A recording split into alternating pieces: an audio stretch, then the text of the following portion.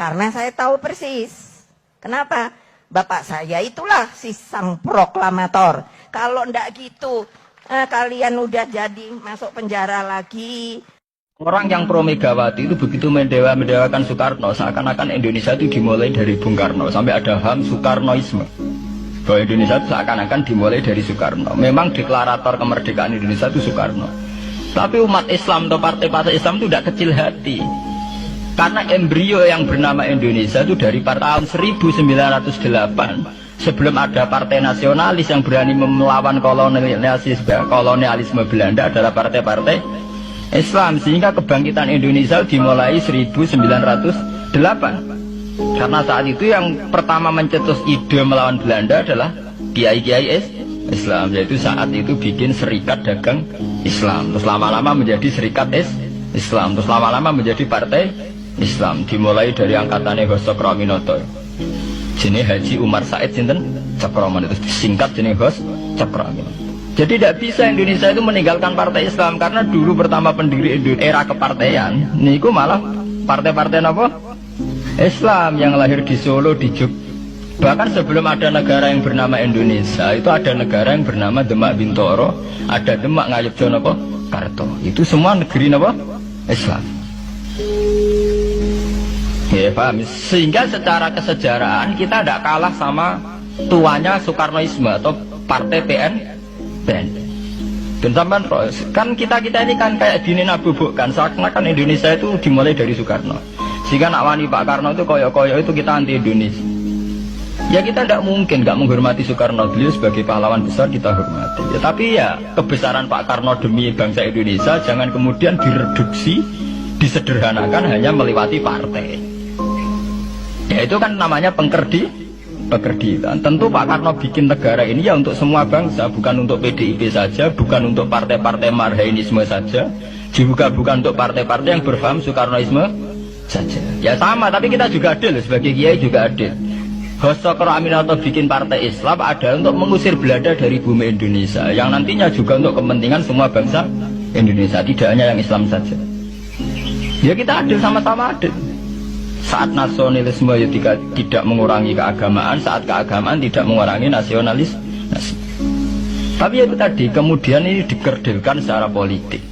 Di sawangannya nawas duet Pak Hasim Mega nasionalis religius itu sudah ditren. Agar duet tenangane pasangan nasionalis sampai apa nak nasionalis terus wajib sholat, apa nak religius terus gak wajib nasional. Sebetulnya itu kan apa kan orang Indonesia itu wajib sholat hanya karena atas nama nasionalisme. Apa nak gue ngiai itu wajib bayar pajak. Itu kan pengkerdilan, proses pembohongan ya. Pembohongan secara publik. Itu dibodokno, sedurunge bodoh itu kan. Itu kan repot. Namanya sedurunge bodoh dibodokno nggih napa? Nurut. Makanya kalau seneng ya, kayak kemarin Hari Kebangkitan Nasional itu seneng kalau diungkap terus di TV bahwa kebangkitan Indonesia dimulai dari 1908. Pentingnya bahwa orang-orang yang sok Soekarnoisme biar tidak mereduksi Pak Karno hanya milik mereka sendiri, karena bangsa ini berdiri semenjak 1908. Dimulai dari gerakan Budi Utomo sampai Hos Cokroaminoto sampai macam-macam ya, serikat-serikat Islam. Tapi ini terungkap bisa usai tukaran. Jadi sebetulnya Presiden Gus Dur jadi presiden ya sah karena Basim Asari berjuang sebelum tahun 45. Megawati ya sah ya karena beliau berjuang lewat bapaknya, ya sama semuanya sah. Pak SBY juga sah karena keluarga militer. Apa meneh dekne mantune Sarwaedi sing ra roh sapa perjuangannya mertuane. Gak iso adol bapak ya adol mertuane. Pokoke sing dikena didol pokoke. Tapi artinya sama, kita secara sejarah itu sama. Kita sebagai santri juga tidak kalah sejarah. Karena berdirinya nasional sudah lewat para kiai. Ya itu takokno sejarawan manapun, kayak profesor siapa di UI, siapa saja profesor sejarah bilang bahwa awal kebangkitan Indonesia itu dari partai-partai Islam. Bahkan versi orang nasionalis sekalipun tuh bilang, karena Islam adalah satu agama yang paling sensitif terhadap penjajahan. Karena Islam melahirkan satu paham jihad, bahwa ketika ada kolonial Belanda, wong Islam terinspirasi harus jihad. Sehingga lahir partai-partai Islam. Dulu yang dilawan itu perdagangan. Ini kalau cerita sejarah, santri-santri sadar. Jadi santri salaf dengan model sekarang sing ora roh duit, ora roh dagang itu sebetulnya mengkhianati pendiri santri. Lha boten niku lho fair, sing gak seneng dagang, gak seneng mergawe itu mengkhianati pendiri pesantren. Sampai lihat sejarah, tahun 1908 itu namanya tidak SI, tidak Serikat Islam, tapi Serikat Dagang Islam.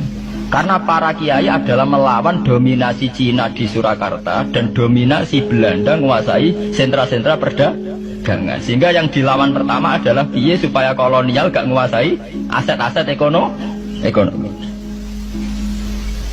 Sama takono sejarah, cek versi kiai, cek versi buku, asal gak versi klenek.